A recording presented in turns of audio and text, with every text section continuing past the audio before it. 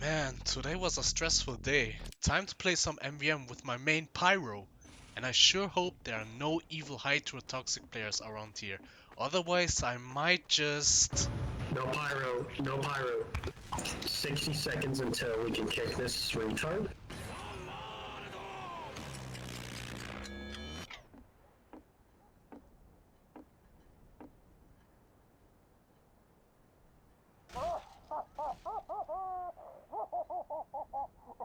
Ah yes, the Pyro. The most controversial class in MvM. Whether that's justified or not is up for debate. I'm just a stupid Hydro who's going to rank all of Pyro's weapons in MvM. This ranking is just my personal opinion, so please put the pitchforks down for a second and don't try to kill me for the duration of this video. Alright then, starting with the F tier.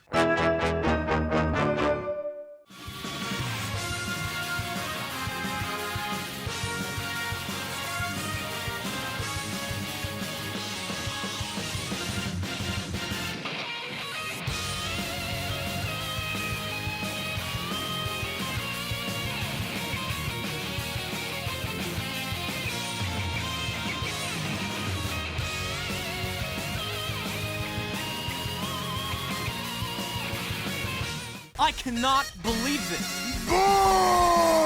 Now I've seen everything. You, Stupid!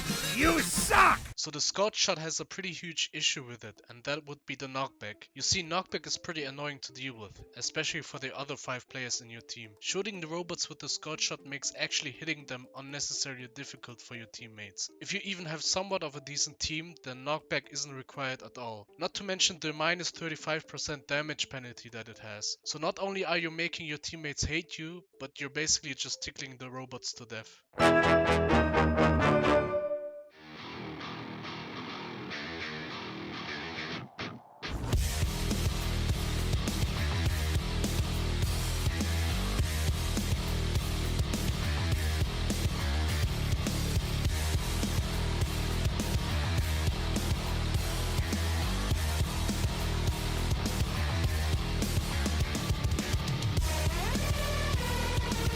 Man, why is this mission so hard? Which difficulty is this anyway? Oh. The reserve shooter is even worse for Pyro than it is for Soldier, since Pyro doesn't have any explosives to get the targets airborne, which means you're not going to get the mini crits. And no, you don't get mini crits when you get them airborne via the air blast.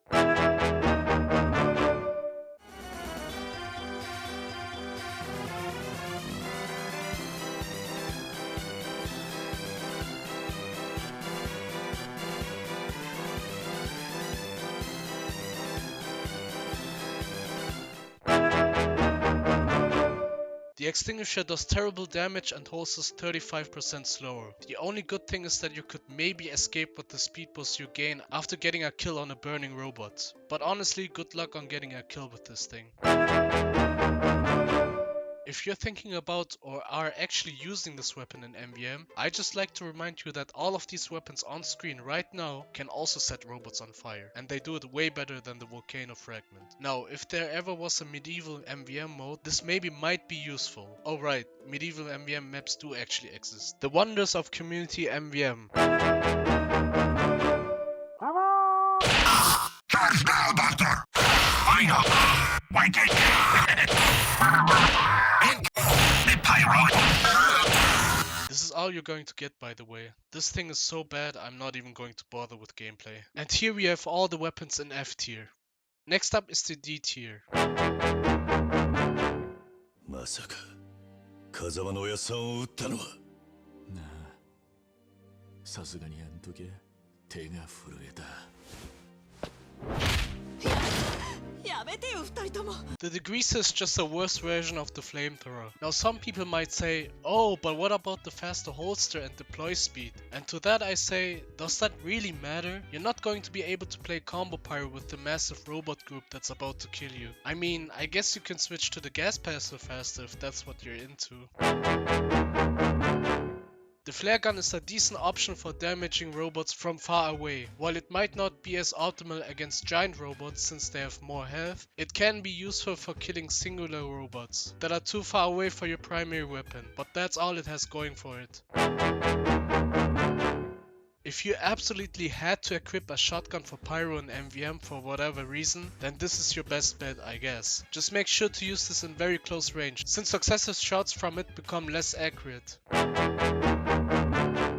The plus 100% damage on buildings doesn't really matter. You won't be able to hit enemy sentries with it, which leaves only teleporters. But at that point just use your primary weapon. The only good part of the Homewrecker is its zapper removal ability. And even then, if your engineer has 1 or more points on building health, those zappers are not going to do anything substantial. Helping your engineer is a nice gesture though, I'll give it that.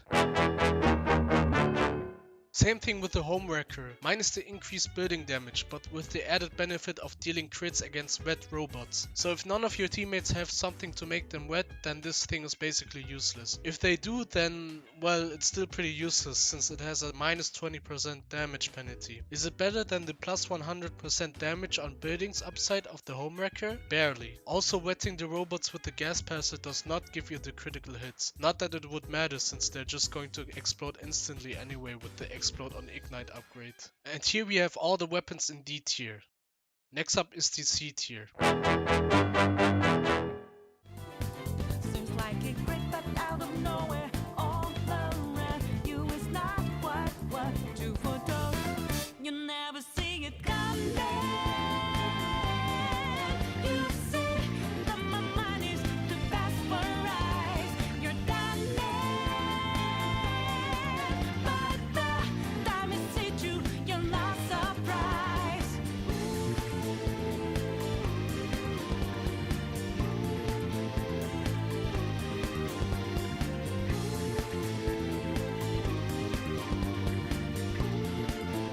The flamethrower itself is a pretty decent pick for primaries. It can deal good damage with upgrades, mainly the damage upgrade. Don't upgrade these two, they literally don't do anything. And it has no air blast cost penalty like the degreaser or the backburner. The huge problem with the flamethrower is not the weapon itself, however, it's the people who use it. Most, if not all times, newer pyros use the flamethrower and just kinda go to town with the air blast. Like, it's not even funny most of the time. Let me tell you that you really don't need to abuse the air blast at all. You don't need to air blast the Sentry Buster or any robots. The knockback makes it difficult to hit robots, just like the Scorch Shot. That's why a lot of the more experienced players absolutely hate those two weapons. And don't even get me started with air blasting the Sentry Buster. I can't even count how many times me or other teammates have gotten killed by an air blasted Buster. Not to mention when the Buster gets air blasted to the engineer's dispenser or teleporter, they get destroyed instantly. So please, do everyone a favor and don't abuse it too much. I'd say the only acceptable use of the air blast is reflecting projectiles, without pushing the robots back simultaneously.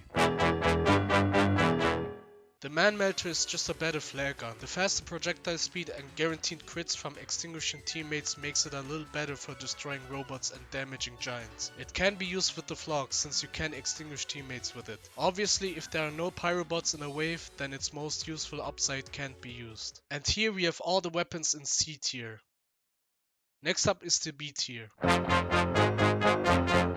And the backburner is basically just a better flamethrower. Sure, it uses up a ton of ammo when air blasting, but we just talked about the air blast, didn't we? The critical hits from behind are very massive, so if you can keep yourself behind them without getting killed, this is the go-to primary. Manhattan's bottom level is a perfect way of burning their backs without getting spotted. For other maps, I would suggest using the thermal thruster for getting behind them.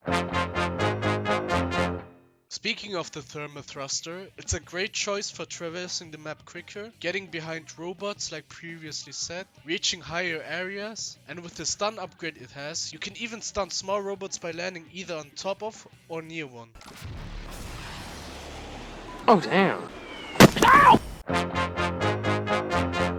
So the plus 25% damage bonus is a nice touch, but that's definitely not the star of the show. The actual stat you want to focus on is the plus 50% health from health packs. I definitely recommend you to remember all of the health packs in the MvM maps that you like to play on, so you can take advantage of the benefit more. Now about the downside of the back scratcher, which is you getting minus 75% health from healers. That includes the medic and the engineer's dispenser. While that might sound pretty bad, it's not all terrible, since you can actually help your medic build their Uber off of you, especially if you have very low health, since you're getting healed much slower than usual, making the medic's Uber charge build up quicker. And here we have all the weapons in B tier.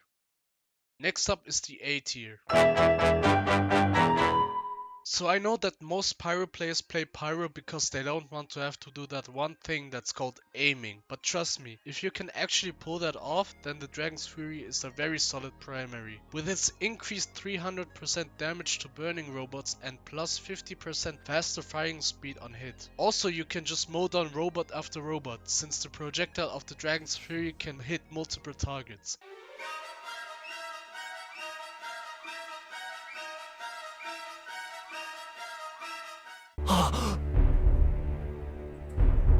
また守れなかったな、クラウド。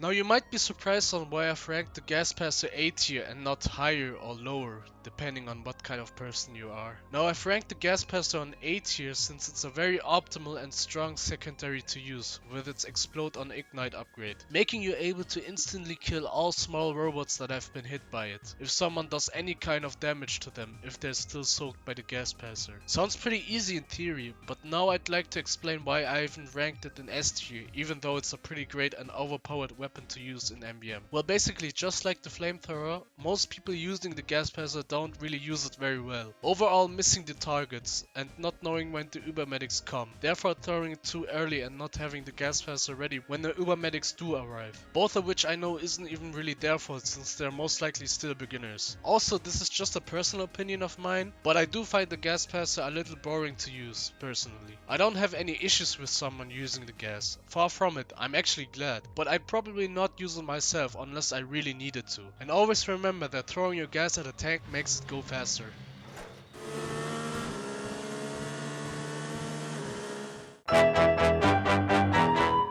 Do you want to kill Ubermedics without using the gas passer or when it's not ready to use yet? Then the third degree is the perfect weapon for you. You just need to pray for a random crit every time you swing, so you can actually kill them without popping the Uber. Or if you're lame, you can buy crit canteens and do it that way. And here we have all the weapons in A tier.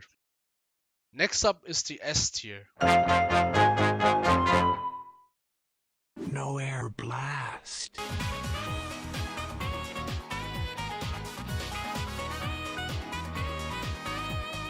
Amazing how a downside of a weapon can be its biggest strength. Anyway, the several second guaranteed crits when taunting with a full meter is amazing. I'd suggest buying resistances when trying to get close to the robots with your crits, so you don't instantly get killed. However, the best part of the flog is being able to flog cancel. If your meter is full and you get on top of a robot while keeping your right mouse button pressed, you get a few seconds of Uber and can attack right away, giving you even more seconds to your overall crit boost. This can also be done on tanks. Get on top of one and move to the back of the tank, then right click just before you're about to fall to the ground. The detonator isn't really used for combat, rather use it to help you get up higher areas, and especially to get on top of robots and tanks to help you flog cancel like I've just explained. The power jack gives Pyro great mobility by giving you plus 15% faster move speed when it's active, which makes it ideal for escaping sticky situations and reaching the front lines faster. And if there are any robots in your way when you're trying to escape, you can just give them a hard smack and get yourself plus 25 health restored. However, you do need to be cautious since there's also a 20% damage vulnerability when it's active. So just like the escape plan for Soldier, you should probably not get shot when having it active. And here's the whole tier list. I just wanted to use the outro to tell everyone that no matter what anyone says, you should be allowed to play any class you want to, so long as you're not interfering with anyone else's gameplay or are being a genuine nuisance to your team. Just because someone's playing as Pyro and using the gas passer doesn't and shouldn't mean that they need to change their class or weapons. Normally that shouldn't even need to be said, but you know, some people, am I right? That's all I wanted to say. Thanks for watching my Pyro tier list. Have a nice day!